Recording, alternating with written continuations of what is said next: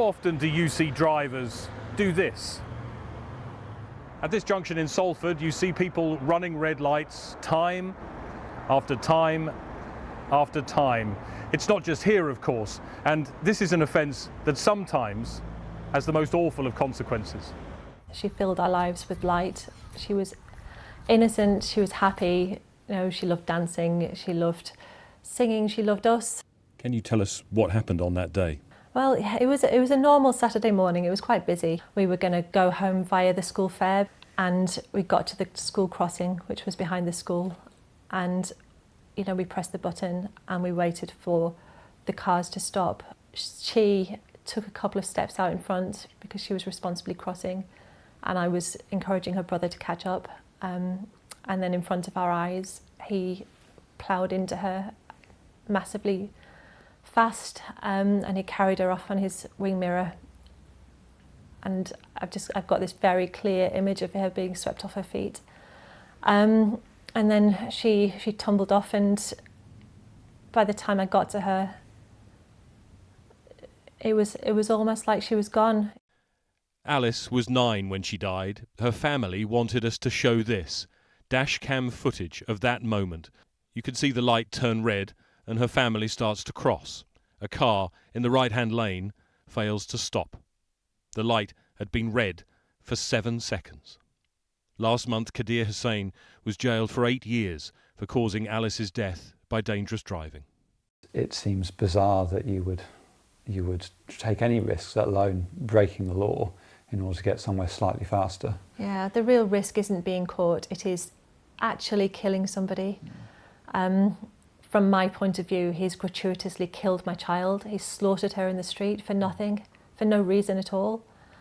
You know, he battered her to death, and you know, any adult should know that when you speed through a pedestrian crossing, there is a risk that you could batter somebody to death. We just can't live without her.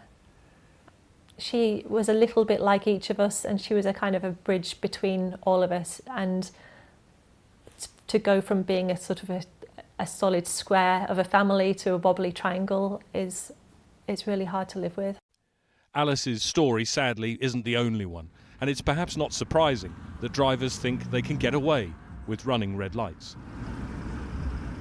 We asked every council in the UK how many of their traffic lights had red light cameras on them. 157 responded, and the short answer is very few. There are only 5 in all of Scotland. West Northamptonshire turned all of theirs off in 2011. In London and Greater Manchester, fewer than 4% of traffic lights have a red light camera, and across the UK, just 1.5% do. Increasingly, you're more likely to be caught by another driver's dash cam. Cases like these released by Greater Manchester Police. You know, everyone knows that the police can't be everywhere, but a lot of motorists now have dash cams, so effectively they are assisting us in delivering road safety messages. Well, do you think people understand the risks that there are associated with it?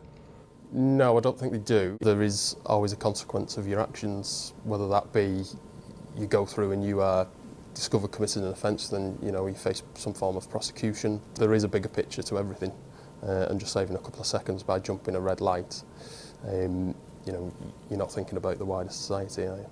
On the morning she died, she was on her way to church to clean it. That's what she did every Thursday morning for as long as anyone can remember. On that morning, Pat Grace was hit by an HGV which had gone through a red light. The driver, Darius Machinsky, fled the country. He was extradited back to the UK and jailed for 3 years.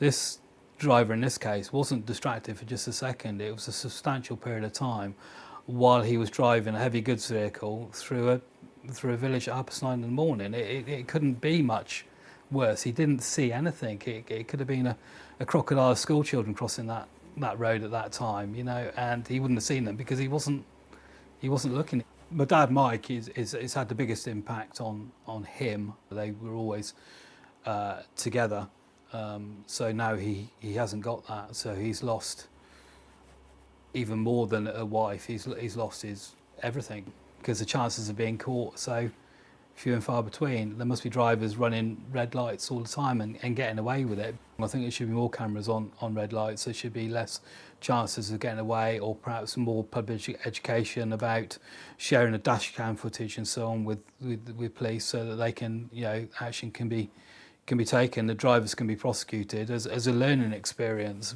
It was that dash cam footage that was crucial in convicting Alice's killer. We bought a dash cam after this happened, and we've reported 4 people who went through red lights. It has really opened my eyes to how unprotected we are. We were doing everything that we could have done to stay safe, but the only thing that was keeping us safe was a red light bulb and the presumption of goodwill from the drivers. I felt like this is being treated dismissively as if it's an accident, when actually it was a pure atrocity. On her headstone we've put joyful, creative, gentle, kind, bright, loving, because those are the things that we want the world to know about Alice. We don't want them to look at that headstone and think, oh, only got to 9, I wonder why that was, because then her killer has overwritten everything that she was, and it's not fair. And at the crossing where Alice died, well, shortly before the sentencing, some serious speed and red light cameras were put up at the crossing where Alice was killed. I'm glad they're there. Now they've got the cameras, and it's cost whatever they would have cost, plus her life and my lifetime of grief, and Chris's and Joey's, and our parents, and all the ripple effects that come out of a life without Alice in it. Greg Milam, Sky News.